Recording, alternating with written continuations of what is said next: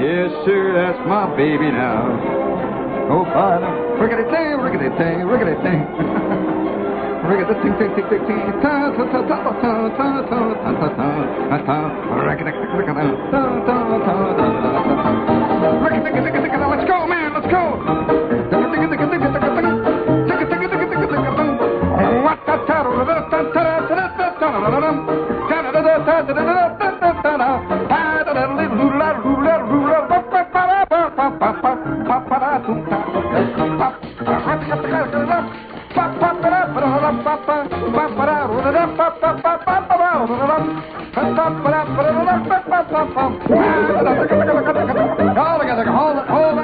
Hold it. Phew. Boy, I can see it's going to be a very difficult week. It's going to be a very difficult week. My balalaika's out of tune. You know that it is harder to tune a balalaika than a pair of B-flat C melody dentures. Hello, hello, hello, my Bonnie lies over the ocean. Boing, boing. Hello, testing. Hello. There we go. My Bonnie lies over the sea. It's going to be one of them nights. Might as well just get yourself set to it. It's going to be a very profound night. We are delving into the innermost psyche of a 20th century man, of which we all are. Bad feet, bad knees, and all. Hello, testing. Hello, hello, hello. Ow, ba-da-da-da-da. Ow, ow, ow, ow, ow, ow, ow, ow, ow, ow. That's CQ there for any of you out there who are bad on your seat. I got a very bad chirp here. Ow, ow, ow, ow, ow, ow, ow, ow, ow, ow, ow. Hello, test. Oh, I'm the Sheik of Araby. Your love belongs to me. That night when you're asleep, ho, ho, into your tent I'll creep, creep, creep, creep, creep. The stars that shine above will light our way to love, baby, ho, ho. I'll come rule this land with me.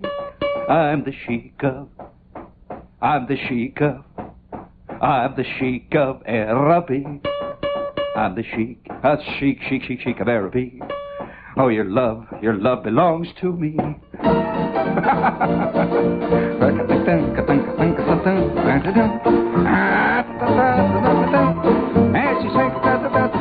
Pretty good horse, syncopated gaited, and there's such a funny meter to the world is repeater. How they run, oh, when they hear this fella coming, 'cause the Western folks all know he's a highfalutin, son of a gun from Arizona. Ragtime cowboy, oh, what a cowboy, ragtime cowboy Joe.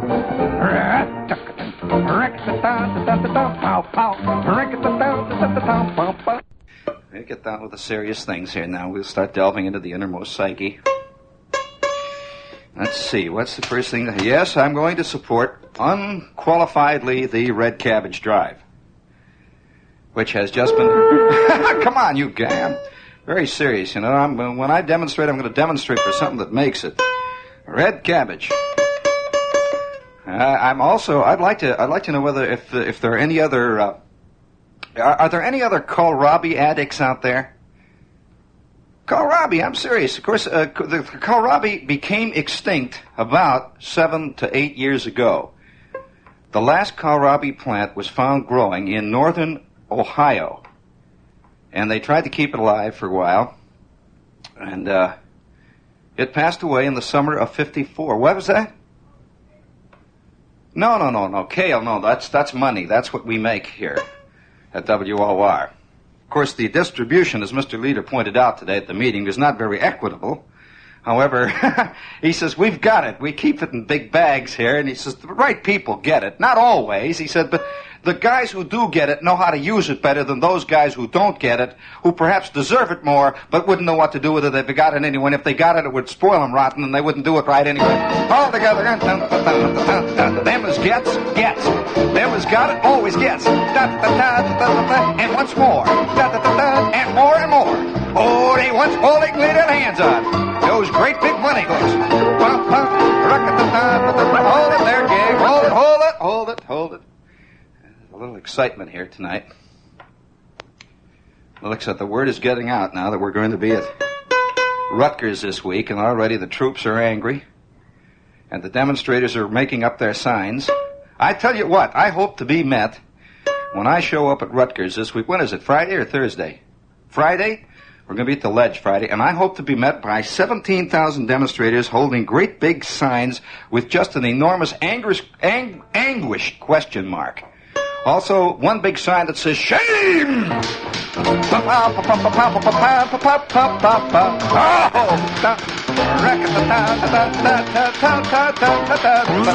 Hey, you know, I'll tell you. Hey, cut it out, gang. Crowd. You know, that reminds me of, there used to be, when I was this kid, and I had this mother who used to listen to the radio. And there was a guy, I don't know anything, you know, I have no idea who he was or anything. But there was a guy who used to come on the radio, and there was somebody either he played the piano, or somebody played the piano, or he played the ukulele and somebody else played it. But he used to sing something like this: oh, I'm the Sheik of Araby. Your love belongs to me. At night when you're asleep, into your tent I'll creep, creep, creep. The stars that shine above will light our way to love. Oh, come rule this land with me. I'm the Sheik of Araby. Was there any such singer ever like that? Yeah, he used to, and then he'd make funny things with his mouth. He would go,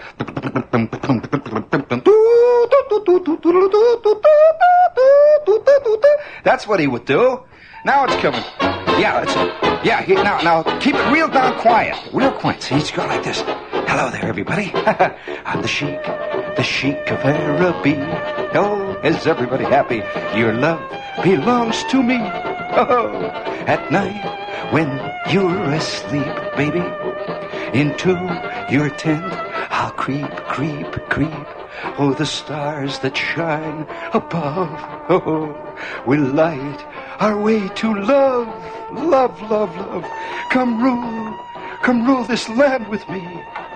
I'm the Sheik of Araby. And then he'd go, doo doo doo doo doo doo doo doo doo doo doo.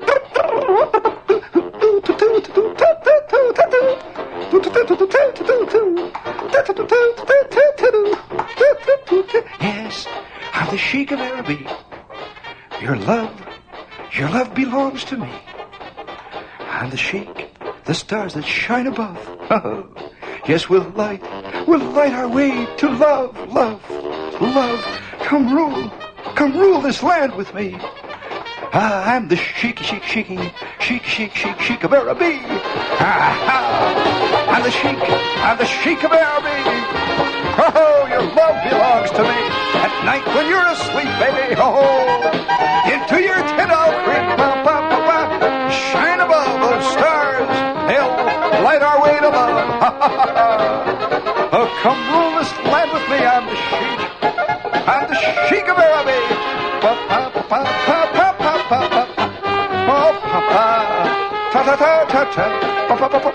I'm the Sheik, oh, the Sheik, oh, that old Sheik of Araby. I'm the Sheik of Araby. Pow. Yeah, who was that? I don't know. My mother used to stand there next to that radio, and I'll tell you, you couldn't get a dish of red cabbage for nothing till that guy was gone. She'd let the hamburgers burn right on the stove there. And this guy is singing things like, oh, sometimes I'm happy, sometimes I'm blue, sometimes I'm crying, oh, all over you. That kind of jazz, you know. Well, now while we're on the subject of, since it is Monday night, and it is a Monday night, I don't know why it is. It's a singularly quiet Monday night, and yet the air is full of portents, evil and otherwise.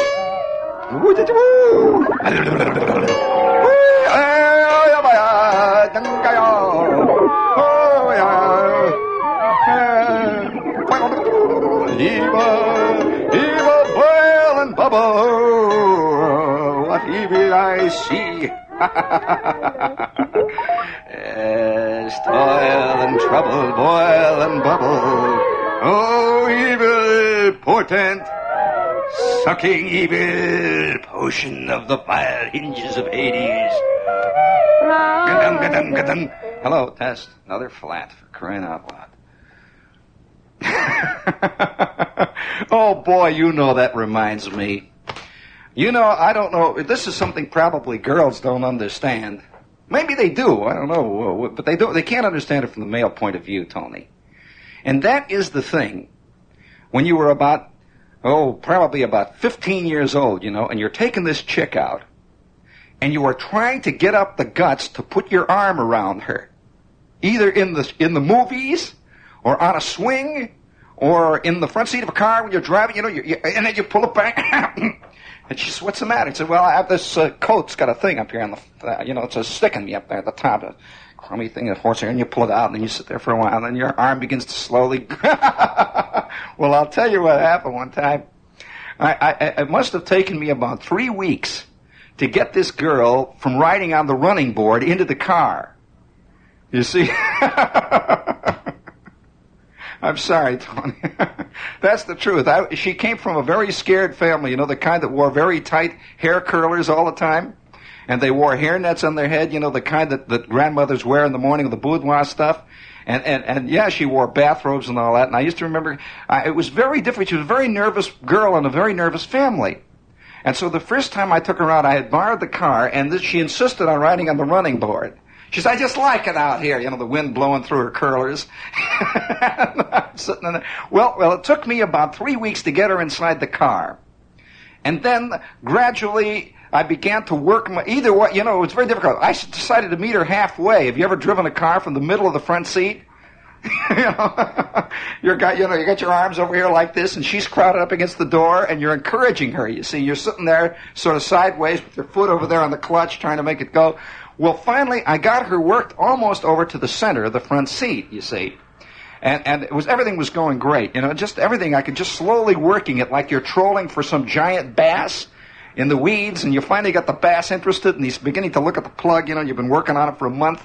Well, this chick is finally moving over, and we came out of the Orpheum Theater, and I got the old man's Pontiac. It was one of the great big Pontiac 8s with the trunk on the back, you know, with the big Indian on the front there.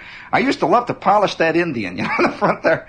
Well, he had this Indian and everything. You know, I'm driving the Pontiac, and oh, boy, it was magnificent that night, all polished black. It was a big Pontiac 8. And I've got her now moved almost to the center of the seat.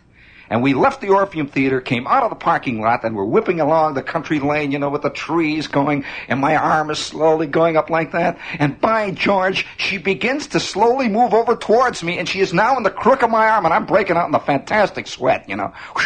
Oh, boy. And she's coming over, and she just sort of eases over there, and the next thing I know, you know, her knee touches my knee, and just as we make contact, boom, the left back tire. Oh, my God, a flat. What a time to get a flat. Oh, what a time. And I get out of the car, you know, and I got my electric blue sport coat, the one that comes down around the knees, you know, and it's got the 17-foot shoulder padding on it. And I get out there, and I start changing the tire, and in the interim, between the time I took that spare tire out, which did not have air in it, by the way, I rolled it 14 miles down to the Esso station and back, you know, back all the way, sweating everything all the way up. My coat is purple now instead of blue. And I get back, and I put the tire on, and in that interim, she had seen the light. She had seen she was wrong from the very beginning. So we got in the car, and I turns the key on, and now we're ready to go. She is back out on that rotten running board, and the wind is blowing through her curlers. Oh, together, gang. Oh, boy. Boy, hello. Oh, stop. Oh, yeah. Talk about disappointing. Oh, this is WOR-AM, and it just follows. WOR, and I came into this station 17 million years ago. Back in the Paleolithic days, Tony. You remember. With my head high. Remember those days? My eyes shining brightly. Oh, my head in the clouds. Gonna march forward, ever upward, ever onward. Going forward. I came into this station, looking into the clouds, and look at it now. Oh, this is WOR, AM and FM, New York. Yes, your human geranium patch. Your human compost heap. We'll be here until... till they finally have the thing there, upstairs when the meeting finally comes to its conclusion. Speaking of the since we are here tonight, it's funny nobody remembered that, did they? The name of that singer, huh? What does that mean with the hands up? I bet none of you know the name of that Indian that's on the front of the Pontiac. No, don't call. No, I don't want you to call. I didn't say that. That's a rhetorical question. Yeah, that's right. That's the obvious. Chief Pontiac. All right. What, you want the telephone? All right. What is it? Quick.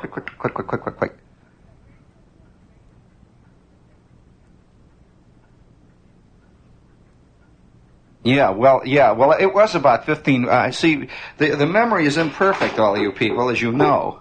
And thank God it is. Boy, we'd be in trouble if we always really remembered. Believe me, there'd be more fistfights every hour on the hour if all of us had perfect memories. Boy, let me tell you. But no, I'm not. I don't know. There were about 25 different guys who said Little Jack Little, Smiling Jack Smith. Guys like Ukulele Ike and all those faded names of 10 million years ago. Well, I don't remember any of those guys. All I know is that I just heard the names, and I remember this coming out of, the Sheik of Araby. Yeah, when you're asleep, oh baby, into your tent, I'll creep. The stars that shine above will light our way to love. Oh, come rule this land with me. I'm the Sheik of Araby.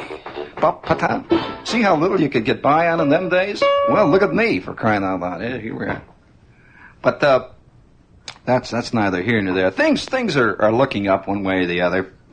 For example, for those of you who think that there is no real progress in this life, I would like to point out that opening my mail this morning brought about, of course, Monday's always great because you always suspect that the week is going to work out. It's going to be better. You start it's going to work all out. And you always have the little vague foreboding that it's going to be worse than last week. And we're always torn between that. We're torn between trying to recapture the past and trying to march bravely, beautifully, clear-eyed into the future. We're torn continually between that. And I'll bet you 10 to 1 you're going to see this syndrome out at the New York World's Fair exemplified in spades. Believe me, they will have a giant chrome stainless steel building housing rocking chairs from the mid-19th century. They will. I can just guarantee you this. And I don't know whether anybody of you saw the pictures of some of the art that they've already brought in. Did you see? Oh, boy. Ooh, art. Oh, boy, that made me worry right away when I saw some. You mean the one about the achievements of Moses? That's a terrible picture. Yeah, boy. Well, I just thought you ought to know, though, that things are looking up. That it is very good. I received in the mail today a significant announcement, Walt, for those of you who are part of this 20th century world. All set, men? Significant announcement. I wish I had some significant announcement music. I can do it. That's all right. I can do it on my guitar here. Doing, doing, doing, da da da da da da da. Doing, doing, doing, da da da da da da da da da da da. From IBM. Punch cards get new look. Most significant style change in 73 years. Da-da-da-da-da-da-da-da. Doing, doing, doing. Da-da-da. White Plains, New York, November 4th. The 73-year-old punched card, foundation of the country's automated record keeping, is getting a new look. IBM announced today that the rectangular general-purpose punch cards will now be available with round corners, as well as the beloved traditional square corners.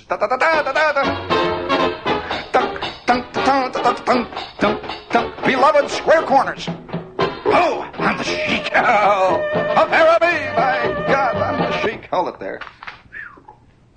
Yeah, so things are looking up. I got my Monday off to a good springy start. I've been getting tired of those old square-cornered IBM cards. And I imagine the next ones will come out, about 2278, will come out with a kind of a little petty point fringe on them. And, get a little cocoa there. I'm the Sheik of Araby. Well, things all the way up and down the line. I notice for those of you who are wondering whether or not, a lot of you people, it's hard. I know it's hard to be a born Yahoo. It's very difficult to be a born slob. And I'm sure that many of us have been wading knee-deep in our own slobism ever since we were born. Isn't it terrible? It really is. It really is terrible. Life is like this fantastic onion that has all these layers, and just about the time you figure you have discovered, you're finally onto the key, you get a glimpse that somebody else has peeled his onion one layer lower, and not only peeled it, he has discovered another fantastic truth. So be careful, you see. So those of you who have not even started to peel the onion, the slobs of the world, the yahoos, isn't that a great word, by the way? Yahoo. That's Jonathan Swift. And, yes, he had these two peoples, the Yahoos and the Weenanims. And, both types are around, everywhere you look. The Yahoos are running against the Weenanims in every election. And the Weenanims are voting for the Yahoos, and the Yahoos are voting for the Weenanims.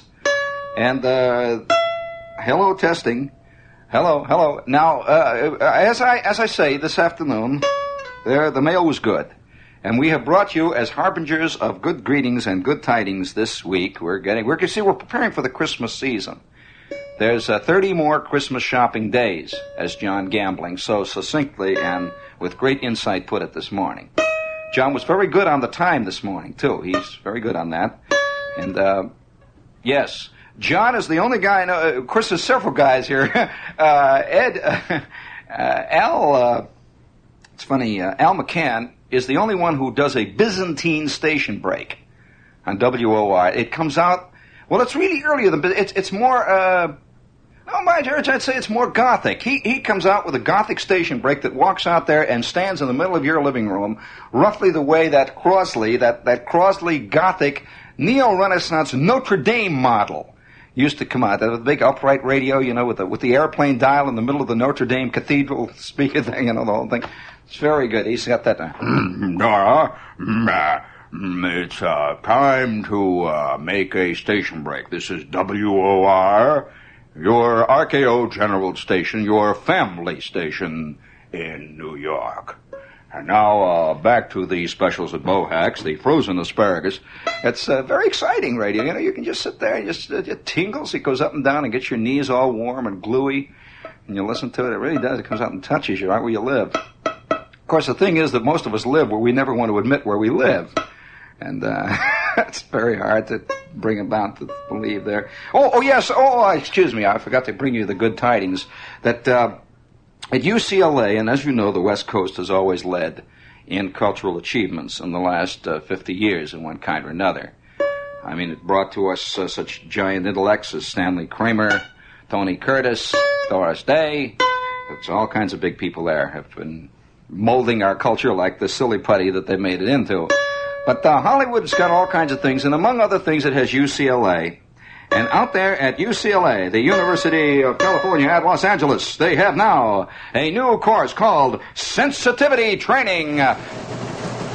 Hello, we now take you to the sensitivity training section of UCLA, where a sensitivity training course is now in auction. Bring it in, please.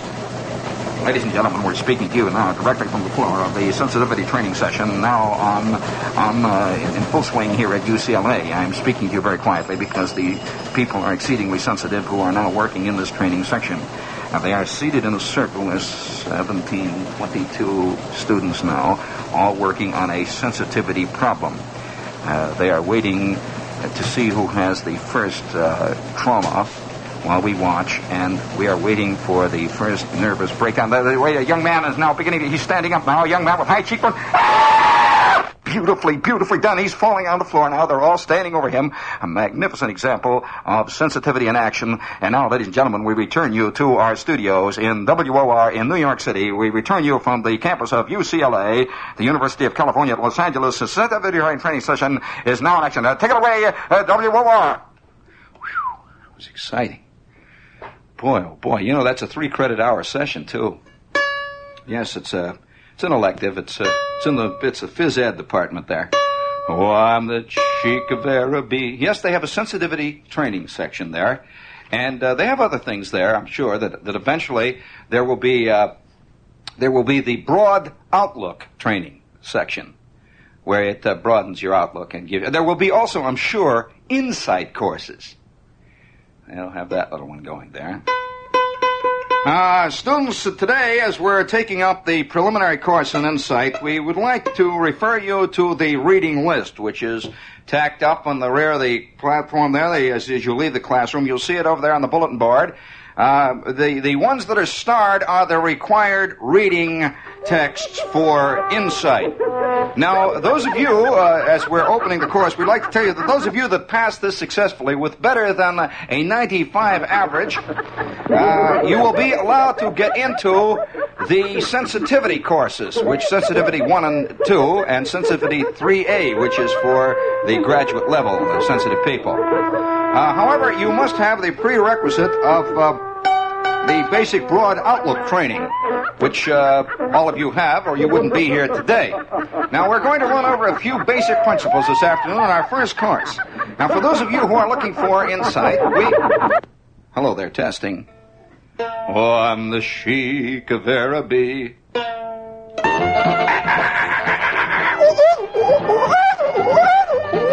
Hey, cut it out there. I got hung up there. Another one of those rotten flats. Just when I was getting to it. Now I'm the Sheik of Araby. Oh, yes. Another bit of information for those of you who think that you're just sort of flubbing around. Do you know that you can now buy Queegies? Well, you remember Captain Queeg. You know those little ball bearings that he had? They're now called Queegies.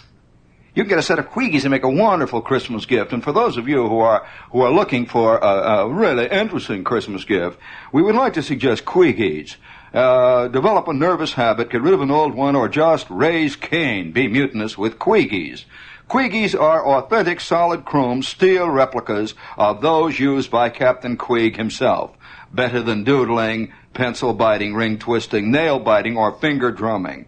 Queegling Queegies is therapeutic fun. Oh, it's so interesting. Be the first neurotic in your crowd to order a set. Queegies in their plastic zipper carrying case, which is beautifully done, and it's a beautiful little soft suede leather carrying case with your initials, are only $1. Gold-plated Queegies in black suede are just $2.50.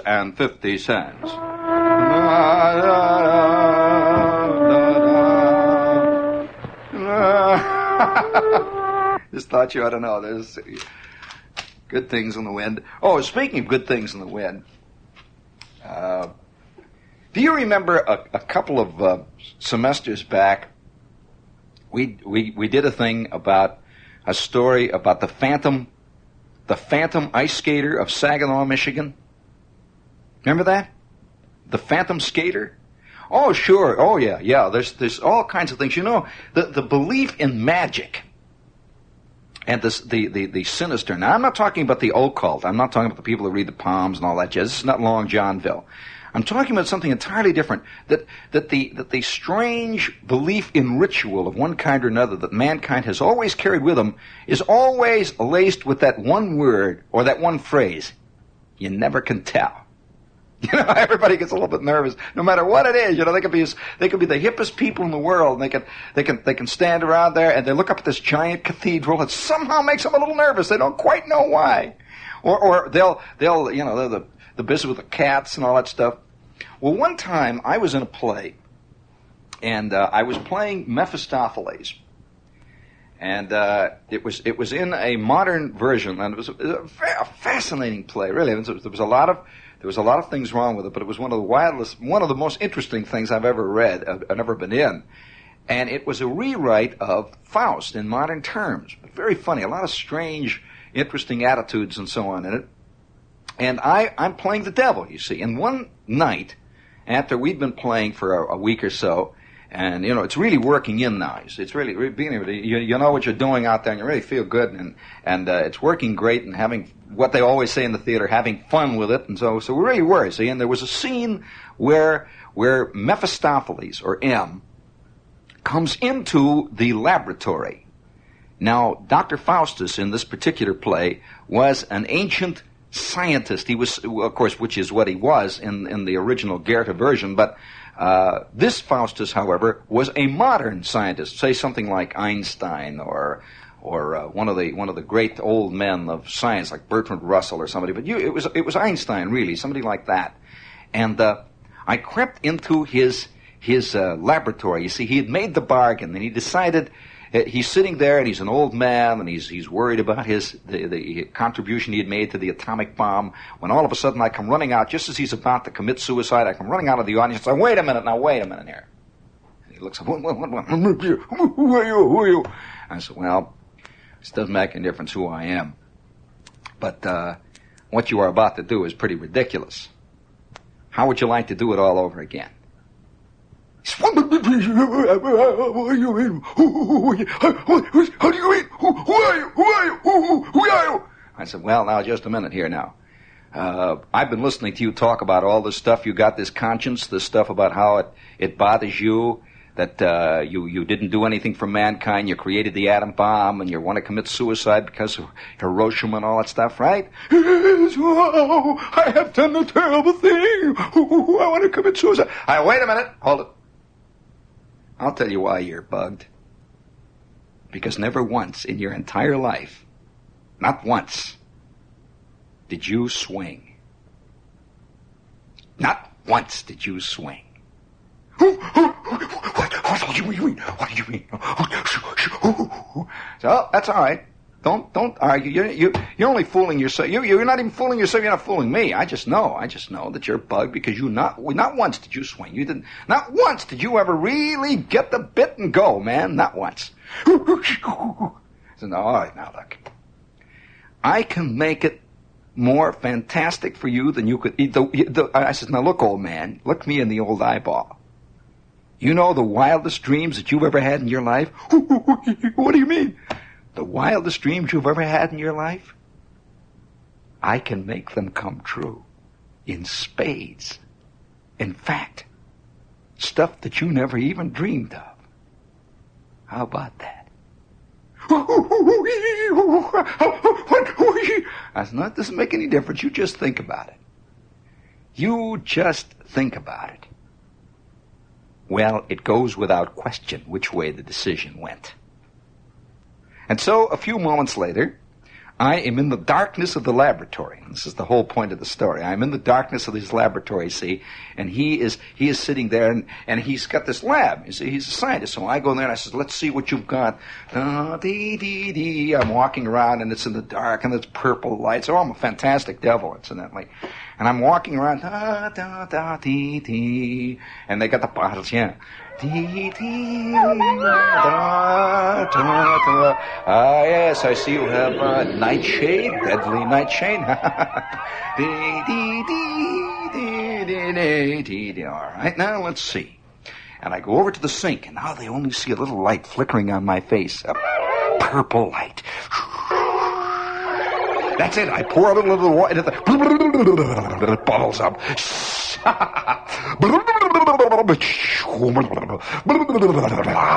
And now there's a purple cloud rising up into the lights. And with that, I take a little of the salt. It just suddenly occurred to me, Tony, just without any, just occurred to me. The devil, you know, see, this is the devil. The devil's got this stuff, see, and he's throwing it into the bottle, and it's boiling under the Bunsen burner. It goes higher and higher. And all of a sudden, I take a little of the salt, and without saying anything, I go, whoop, over the shoulder. And the whole crowd suddenly busts up, realizing that even the devil is saying, you never can tell. There might be something after me. So, it's a very nervous business here. And here I would like to read to you a story. Of course, everyone can tell about this, but this is the kind of thing that in 1963 continues to lurk in the, just a little bit off stage in the wings there, where the lighting board is. Before we do that, Walt, please, hit them with the Buick spot. Buick. 1, 2, that's it, Buick. My old man for years called it Buick. In fact, our whole neighborhood called it Buick. Here comes... Now, here it is! Wildfire! Hooray! Out of the rut! The 64 Buicks are here! The Trin New Buick Special, America's family fun car. New Buick Skylark, so very personal. The new 64 LeSabre, full-size, full of action. Boom! Pow! Crash! The red-hot Buick Wildcat, full style. Here he comes, he's behind us. The luxurious Electra 225 by Buick. Boom, boom! Pow, pow! And the 1964 Riviera, pure adventure. Wow, wow, wow, wow,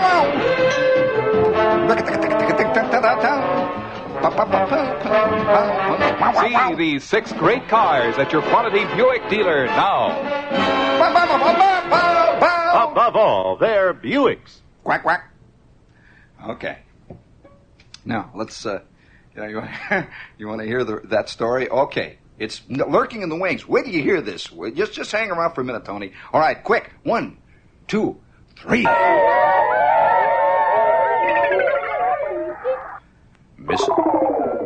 Mrs. Dora Monroe of Poughkeepsie, Wisconsin, and members of her family Friday awaited the return of an ancient patchwork quilt.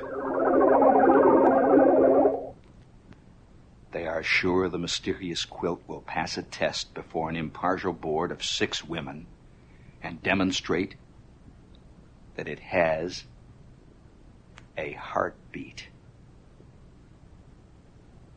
That it has a heartbeat.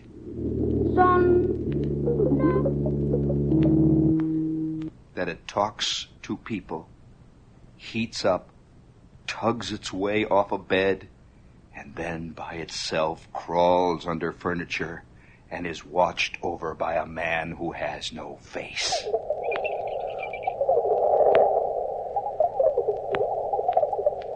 Mrs. Monroe, 61, who found the quilt in a box in the house she and her husband bought in 1955, was so certain that she begged out of the test. She said she suffers from a heart condition. A cousin in Oakland, California, now has the quilt.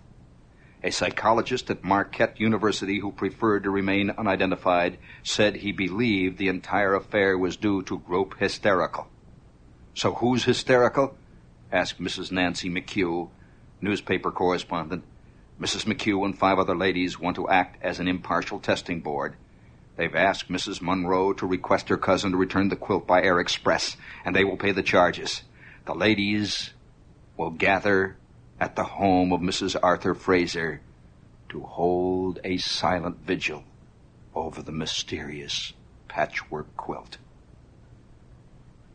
The quilt's antics began 6 years ago when Mrs. Monroe's daughter, Mrs. Florence Delphonse, 33, said she was awakened by the tugging of the blanket.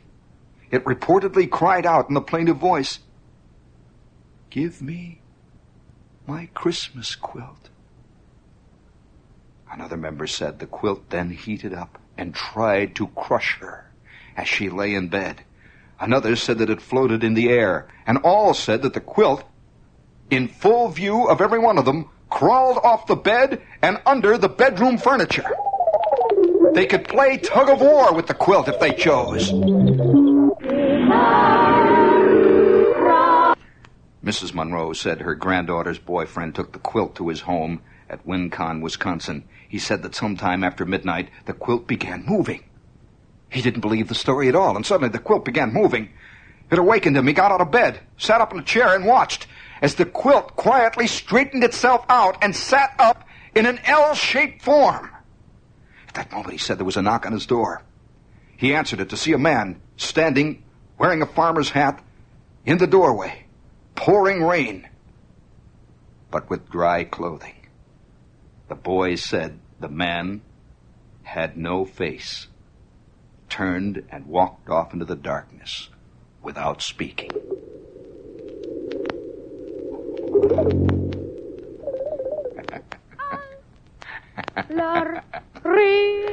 Yes. I am Mephistopheles. I offer you another chance. Another chance to do all of the things that you've always wanted to do. In the deepest, innermost secret dreamings. In your tossings and turnings late at night. Years and years and years ago.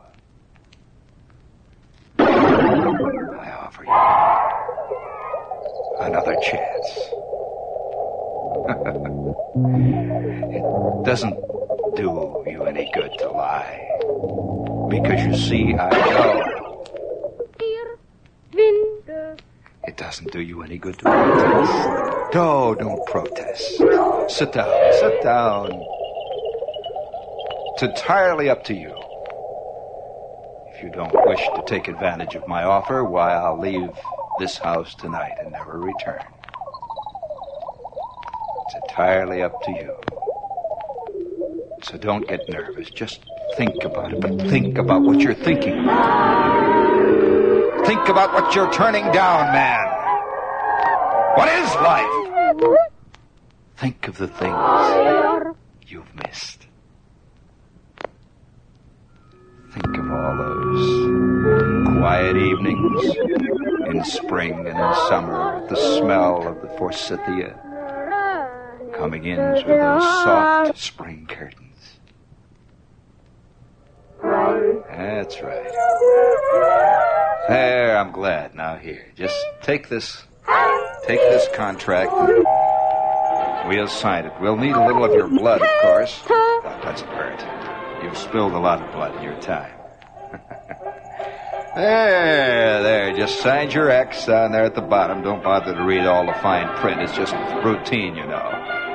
Just standard clauses, sub-clauses, standard union contracts. Sign your name. You'll be in good hands. We'll have more fun than you ever dreamed possible. I'll be back in just a few minutes with my materials. You just sit here and gather your wits together and decide what shoes you're going to wear to the big party.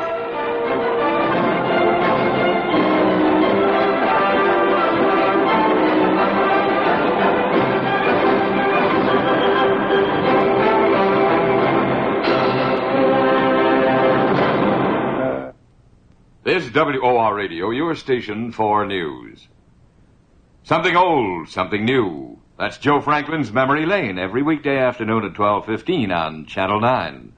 You'll meet some of the best-loved personalities in show business, many bright new faces as well.